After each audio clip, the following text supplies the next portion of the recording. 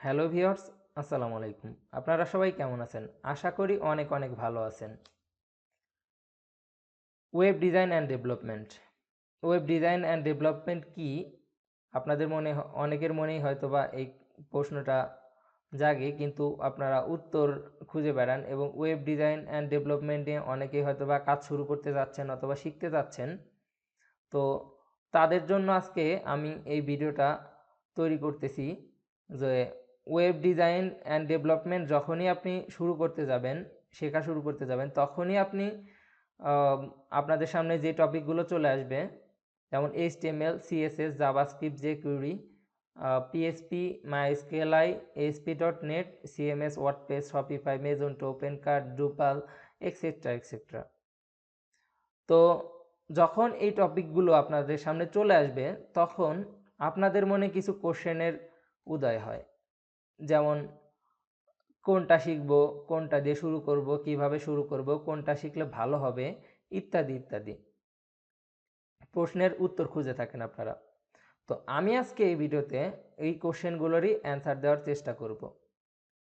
তো আপনারা যখন একটা ওয়েব পেজ তৈরি করতে যাবেন, ওয়েবসাইট তৈরি করতে যাবেন, তো আপনারা ওয়েবসাইটটা তৈরি করার আগে আপনারা একটু চিন্তা করে দেখবেন যে বিল্ডিংয়ের সাথে ওয়েবসাইটটা অনেকটা আহ, সামঞ্জস্যপূর্ণ আর কি।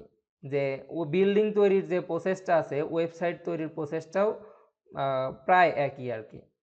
যেমন আপনি যখন একটা বিল্ডিং তৈরি করবেন, তখন হচ্ছে ওই বিল্ডিংটা তৈরি করার আগে একটা বিল্ডিংয়ের ছবি তৈরি করবেন। যদি এরকম একটা বিল্ডিং তৈরি করতে চান, তো বিল্ডিং তৈরি করার আগে এরকম একটা ছবি তৈরি করতে হয়। তো ওই ছবিটা দেখে ওই রকম ইট, বালি, তারপরে হচ্ছে রড, সিমেন্ট, এইগুলো দিয়ে ওইরকম একটা স্ট্রাকচার তৈরি করা হয় আর কি, বিল্ডিংয়ের ভিত্তি স্থাপন করা হয়। তারপরে ওই বিল্ডিংটাকে বসবাস করার উপযোগী করার জন্য দরজা, জানালা, বিভিন্ন আসবাবপত্র রং করা হয়, অনেক কিছু করা হয়। এগুলা করার পরে একটা পরিপূর্ণ বিল্ডিং তৈরি হয়। তো আপনি যখন একটা ওয়েবসাইট তৈরি করতে যাবেন, তখন হচ্ছে প্রথমেই চলে আসবে প্রথম স্টেপ, যে ওই যে আপনি বিল্ডিং তৈরি করার ক্ষেত্রে প্রথমে একটা ছবি তৈরি করেছেন বিল্ডিংটার। তো আপনি যদি একটা ওয়েবসাইট তৈরি করতে যান, তখন এই যে এরকম একটা মানে ওয়েবসাইটের ছবি আর কি, ওয়েব পেজের ছবি তৈরি করা হবে। তো এই পেজটা দেখে যদি আপনি এরকম মানে ওয়েব পেজের ছবিটা দেখে যদি আপনি বলেন যে না, আমার ওয়েব পেজটা এরকমই হবে, ওয়েবসাইটটা এরকমই হবে, তখন আপনারা এই ছবিটাকে কোডিং দিয়ে এরকম ডিজাইনে কনভার্ট করবেন আর কি। কোডিং দিয়ে ডিজাইনে কনভার্ট করবেন। তো কনভার্ট করার পরে হচ্ছে তার এটাই হচ্ছে ডিজাইন পার্ট। এই কোডিং দিয়ে যখন আপনি একটা ছবিকে পিএইচডি, আর ওই ছবিগুলোকে, এই ছবিগুলোকে সাধারণত বলা হয় পিএইচডি ফাইল। তো এই পিএইচডিকে যখন আপনি কোডিং দিয়ে কনভার্ট করবেন, কনভার্ট করার পরে এটি একটা স্ট্যাটিক ওয়েবসাইট হয়ে যাবে।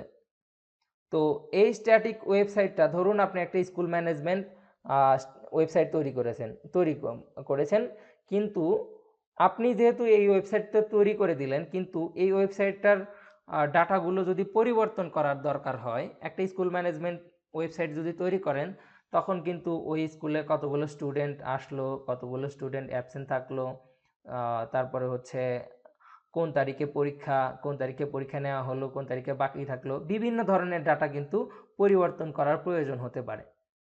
তখন কিন্তু আপনি কিন্তু সবসময় ওই ওয়েবসাইটটা পরিচালনা করবেন না, আপনি শুধু তৈরি করে দেবেন। তো যদি ওয়েবসাইটটা স্ট্যাটিক হয়ে থাকে, তাহলে কিন্তু ওই কন্টেন্টগুলো চেঞ্জ করার জন্য কোডিং নলেজ জানতে হবে। তো ওই কোডিং নলেজ না জেনে যাতে হচ্ছে ওই ওয়েবসাইটটার ডাটাগুলো চেঞ্জ করতে পারে, সেই সিস্টেমটা তৈরি করার নাম হচ্ছে ডায়নামিক করা, অথবা ওই ওয়েবসাইটটাকে ডেভেলপমেন্ট করা। ওয়েবসাইটটা যখন ওয়েব পেজটা যখন অথবা ওয়েবসাইটটাকে যখন ডায়নামিক করে দেবেন, তখন হচ্ছে তারা স্কুলের কর্তৃপক্ষ যারা আছে অথবা ওয়েবসাইট যারা পরিচালনা করবে, তারা কোডিং নলেজ ছাড়াই মানে ওয়েবসাইটটার ডাটা চেঞ্জ করতে পরিবর্তন করতে পারবে, আর হচ্ছে খুব সহজেই তারা ওয়েবসাইটটা হ্যান্ডেল করতে পারবে। তো ওই ওই সহজ পদ্ধতিটাকে মানে কোডিং নলেজ ছাড়া ওরকম ওয়েবসাইটের ডাটা পরিবর্তন করার সিস্টেমটাকেই বলা হয় ডেভেলপমেন্ট অথবা ডাইনামিক করা। তো ওয়েব ডিজাইনের এই আপনি যে দেখলেন যে এই পিএইচডি ফাইলটাকে যখন কোডিংয়ে কনভার্ট করা হলো, এটা একটা স্ট্যাটিক ওয়েব পেজ হলো, ওয়েবসাইট হলো, তখন হচ্ছে যে এটাকে বলা হয় ওয়েব ডিজাইন পার্ট। তবে কখনো কখনো এই ওয়েব ডিজাইন পার্টকে বলা হয় ফ্রন্ট এন্ড ডেভেলপমেন্ট। আর যখন ওই ওয়েবসাইটটাকে বা ওই ওয়েব পেজটাকে যখন কোডিং নলেজ ছাড়া কন্টেন্ট চেঞ্জ করা অথবা কোনো ডাটা চেঞ্জ করা, ওয়েবসাইটের কোনো ডাটা চেঞ্জ করার